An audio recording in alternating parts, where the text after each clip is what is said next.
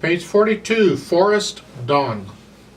3/4 time, no sharps or flats in it. So it's either C major or A minor. Well, let's take a look. You got to find the end of the piece. The end of the piece is where the thin and thick bar lines are, not necessarily at the bottom. So you look at this piece and you'll find on page 43 at the end of the first line, that's the end of the piece. It ends there. Remember I said that thin and thick bar line, that's the end of the piece symbol. It's not always at the very end. It could be anywhere. Well, here we go. It's anywhere. So anyway, we look at the notes in that and we got this. It's a C chord. It's a C. You're missing the G, but it's a C chord. So I'm guessing this is in C major.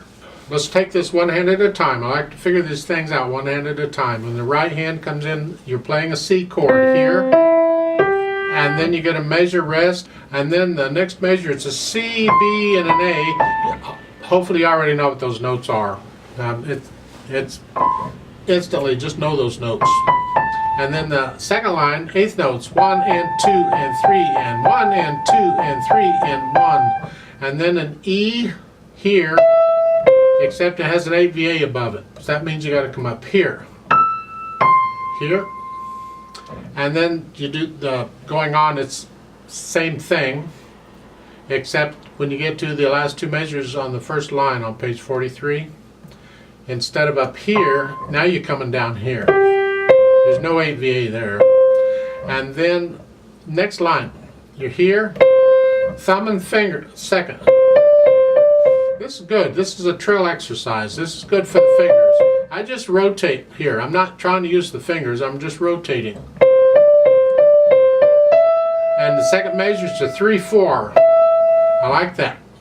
I like using different fingers on repeated notes. This is a good practice. Rest and then do it again. And then this next line, come down to A. And then 3/2. Yeah, good. And then next. And now you're back up to the B here. F sharp. That sounds wonderful. Okay. And then the eighth notes. Just rotate here. Connect them all together. Just rotate them all. It's good practice. For the left hand, you're here. And then you have treble clef, so you're up here. You're still in treble clef. That's an F. Reach down, and then an E. Now you get your bass clef back. Treble clef back, and this is fun. Then you do that some more. Page 43, second line. A, G sharp, E. Now crunch up with the thumb and bring it in here. Connect all these notes together in the left hand. Third line. They're saying third finger on for the second one. I put second finger here because in the fourth line they want 4 and 2 on the D sharp, F sharp, and you can go from the C here. That works out okay. There's other fingerings we can use to keep it simple. I'm going to go ahead and just use the fingering in the book. Last line, you're here 2, 4, and then lift up, and it's 1 and 2, and then the last note at the bottom of page 43, that is a G. At 2 ledger lines is an A, and 1 more note down is a G. That one also you need to know, just memorize it. It should be instant. That you can see the 2 ledger lines there, and you can see the notes under them. Just instantly you know that's a G in treble clef. Try putting the hands together slowly. It's quarter notes, just 1, 2, 3, 1, 2, 3. Connect them all, and then 1 and 2 and 3 and 1 and 2 and 3 and 1. There's a rest in the right hand. Lift up, like so. Then we do that again. Let's go over to page 43. Second line, we're here. 1 and 2 and 3 and 2.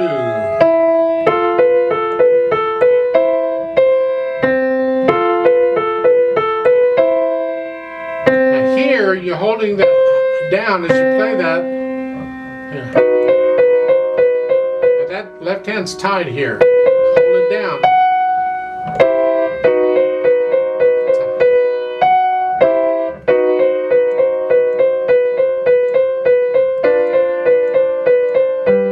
Like so. Okay. Now let's go back and add the articulation. That's the staccatos and accents and all that junk. They don't give you any articulation at the beginning, so just connect all the notes. When they don't give you articulation, you actually have your choice on how you want to interpret it. But for now, let's just connect the notes. Here. Connect all these. And then they give you the 2-note slur in the left hand, and just connect the right hand. And then there's an accent on the F's. Give it boom. But just the left hand, not the right. And then again, accent. And a staccato here with accents. Doesn't make sense to me. That's what they did, so. The reason it doesn't make sense is because of the dynamic. I'll talk about dynamics in a minute. Let's just get the articulation first. One thing at a time.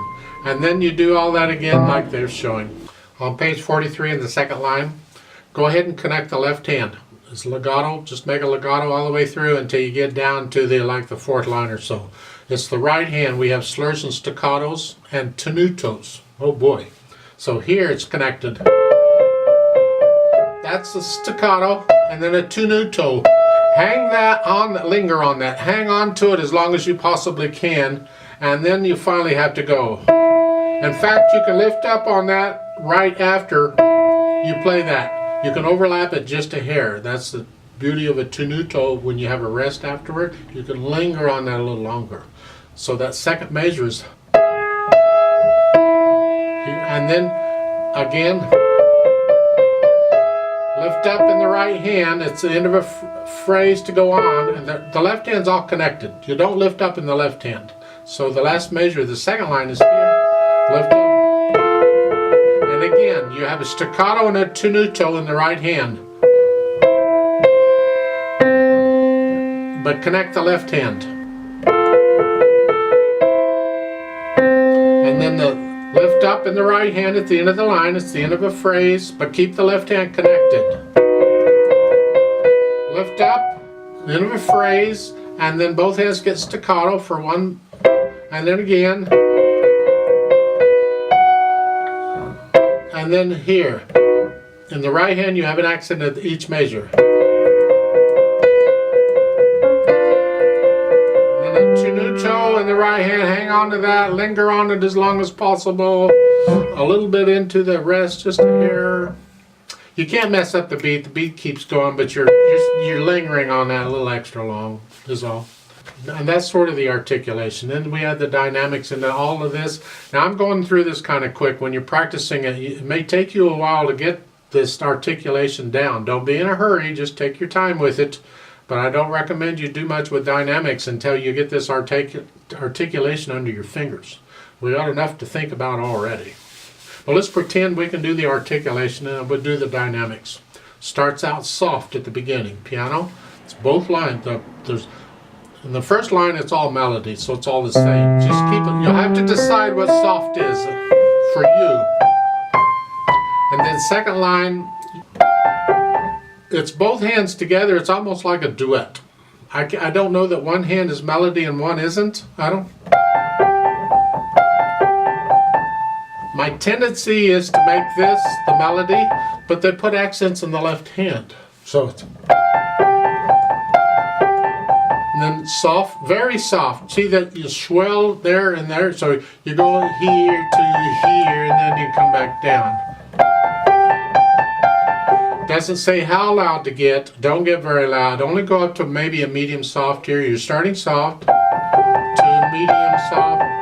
Now you're very soft. And this is my problem with these accents on the right hand. You're very soft. If you accent them, that takes them back up to soft.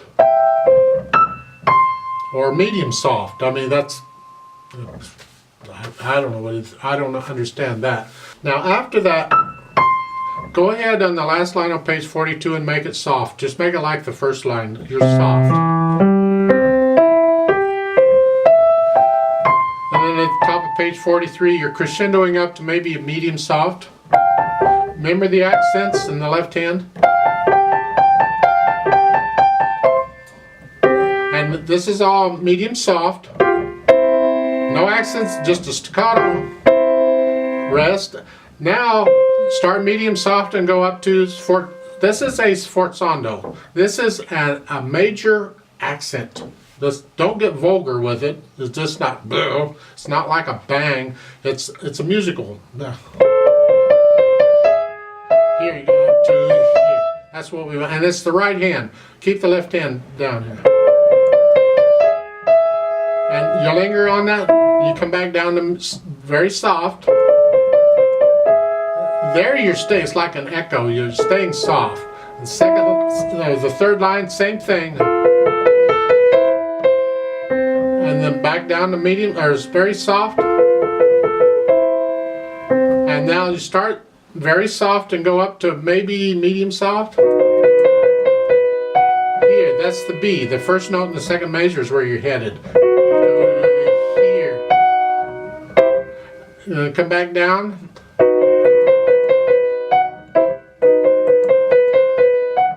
Now here you take 2 measures to go up.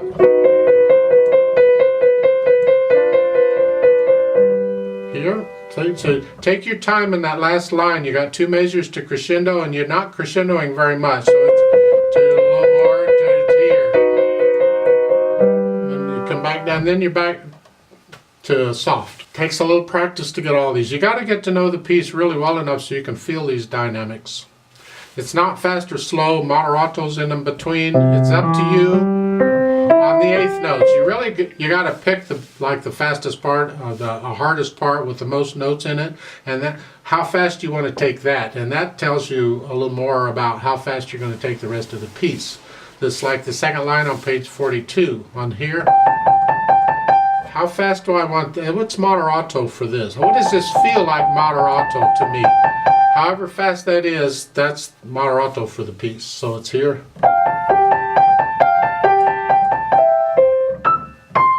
So that's how fast I'm going to take it here. The whole thing will be at that speed.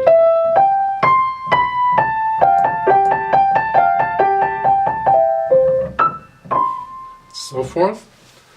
That's the speed. Now the roadmap. We've got some things going on here we need to discuss.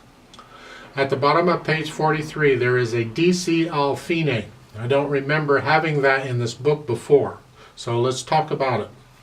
DC is short for da capo. It's Italian. It means go to the beginning. It's like a repeat sign. Sends you back to the beginning. So when we get to the end of page 43, we just immediately go back to page 42 and we start playing it again. Al fine, it means to fine. It's not fine. It's Italian. It means end. And the fine is at the end of the first line on page 43, where the thin and thick bar lines are. That's the fine. That's the end. So we're going to play the whole thing through, and then we go back to page 42, and we play that page and the first line on page 43, and then we end. And that's the roadmap of how this piece works. Now, you got to get to know the piece well enough so you can start feeling this dynamic.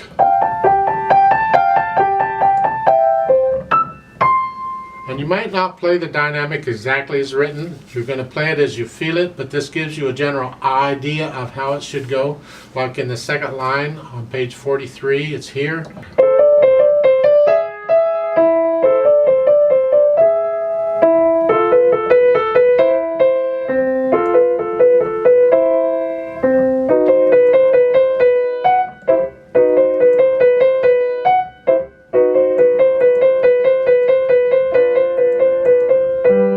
Tend to slow down a little bit because I feel a slowdown in that. I see nothing wrong with it. It's not marked to slow down, but it's my interpretation of it. Now when I'm learning it, there's no slowing down. It's you get the mechanics first. But now the mechanics are gone and I'm thinking about the music and that the flow of the music, and that's where you turn it into music. However, let's do some more mechanics. I'm going to do a play with me here, play it slowly, and you can play along with me, and we make sure we have the right notes and rhythms. I'm not doing the dynamics, I'm just doing the notes and the rhythms and the articulation and that stuff. So I'll give us 3 counts. Let's try it together. 1, ready, go.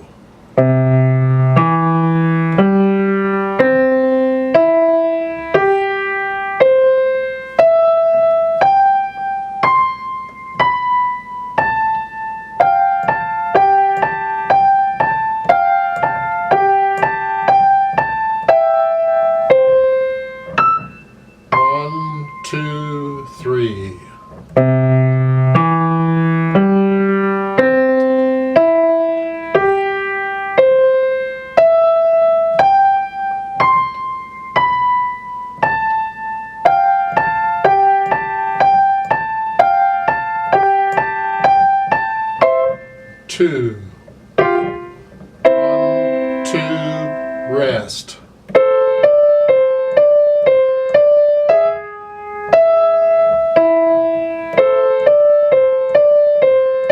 1, 2.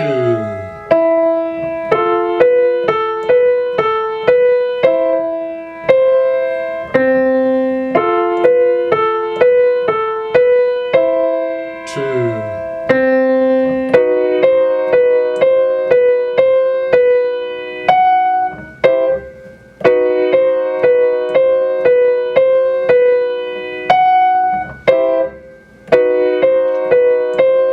Accent.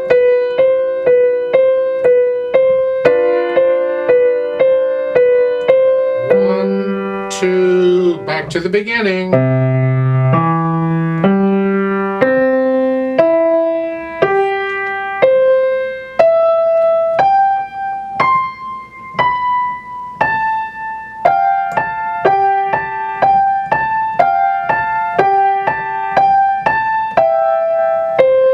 1, 2, 3.